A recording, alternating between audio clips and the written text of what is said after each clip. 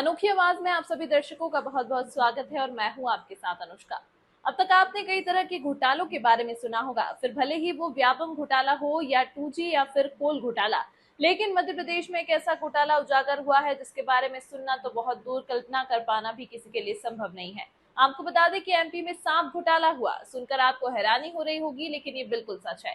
दरअसल ये अजीबोगरीब सर्पदंश घोटाला भिवानी जिले से सामने आया। इस मामले में दरअसल ये अजीबोगरीब सर्पदंश घोटाला सिवनी जिले से सामने आया है। इस मामले ने प्रशासनिक व्यवस्थाओं की लापरवाही और भ्रष्टाचार की पोल खोल दी है। आपको बता दें कि इस घोटाले में 47 मृतकों के नाम पर बार बार फर्जी मृत्यु दावा दर्ज कराकर शासन से स्वीकृति राशि का गबन किया गया है।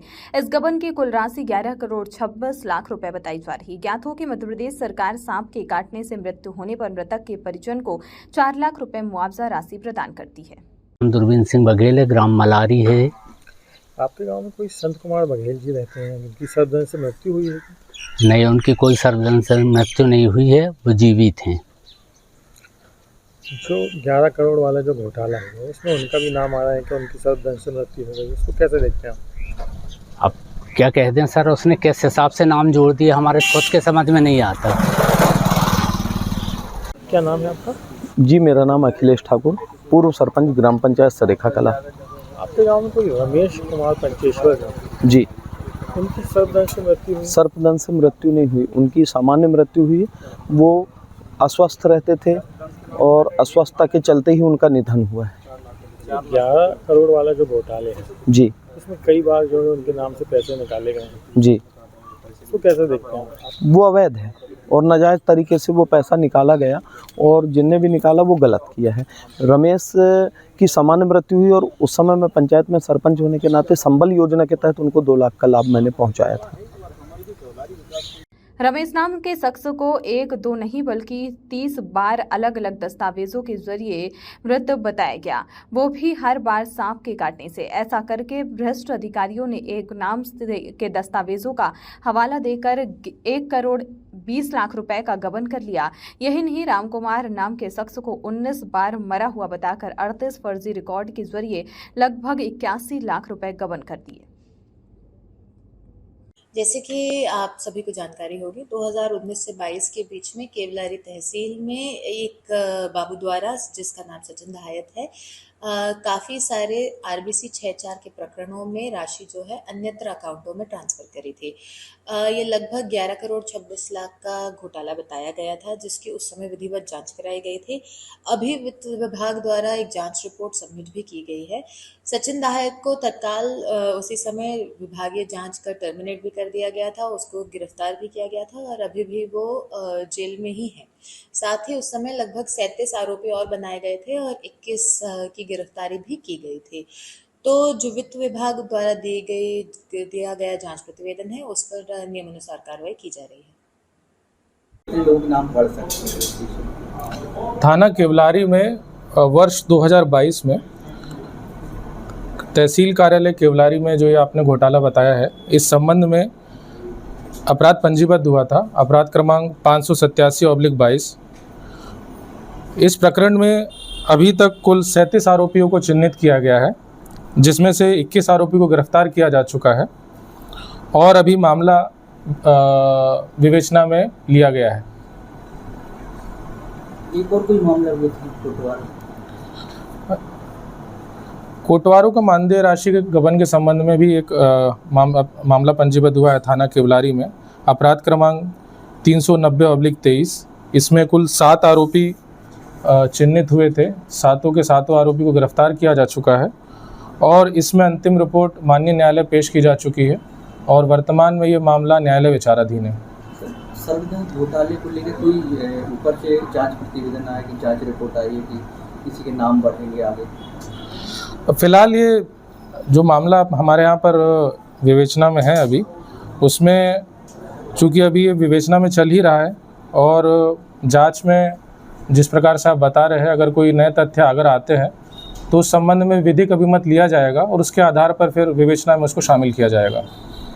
आदरणीय प्रदेशवासियों, कई प्रकार के घोटाले, कई प्रकार के करप्शन, कई प्रकार की चोरियां हमने देखी और सुनी। दुनिया में कहीं नहीं हुआ।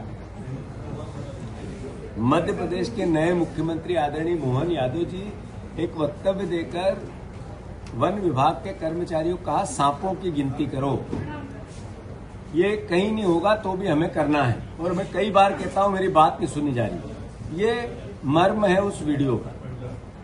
मोहन यादव जी के राज में एक व्यक्ति को सांप ने 38 बार काटा, शिवनी का साथी है हमारा, उसको 38 बार काटा और 38 बार के 4-4 लाख रुपए उसके नाम पर निकाल लिए। एक जिले में 11 करोड़ रुपए ऐसे सांप को काटने के सरकार ने डिस्पोजल किए। ये पैसा वही है जो कर्ज लेकर आप लोगों पे बोझ डाला जा रहा है, प्रदेश की जनता पर बोझ डाला जा रहा है। मध्य प्रदेश वासियों कभी नहीं सुना कि सांप काटने का कोई घोटाला होता है।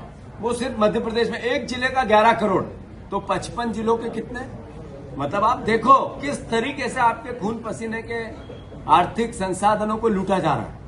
ये आस्तीन के सांप जो आपने वोट देके पाले हैं, ये सांप घोटाला कर रहे हैं। जरा देखो, समझो, सुनो और आवाज लगा। वित्त विभाग के निर्देश पे सिवनी जिले में केवलारी तहसील के जो बिल हैं उनकी हमारी टीम ने जांच करी थी। जांच लगभग जो है हमारी 1 वर्ष के आसपास चली और उसमें हमने तमाम जो प्राकृतिक आपदा से संबंधित बिल थे उनकी जांच करी थी। जैसे सर्पदंश के हैं, पानी में डूबने से किसी व्यक्ति की मौत होने पे जो शासन द्वारा राशि उपलब्ध कराई जाती है, कोटवारों का वेतन है। एक लंबी विस्तृत जांच हम लोग ने करी थी और जांच के बाद हमने पाया कि 11 करोड़ 26 लाख रुपए का इसमें गबन हुआ है। 47 ऐसे लोग हैं जिनके खाते में ये गबन का पैसा गया है। इसके अलावा जो जिन लोगों के लॉगिन पासवर्ड से ये गबन हुआ है उनके भी नाम हमने कार्रवाई के लिए प्रस्तावित किए हैं।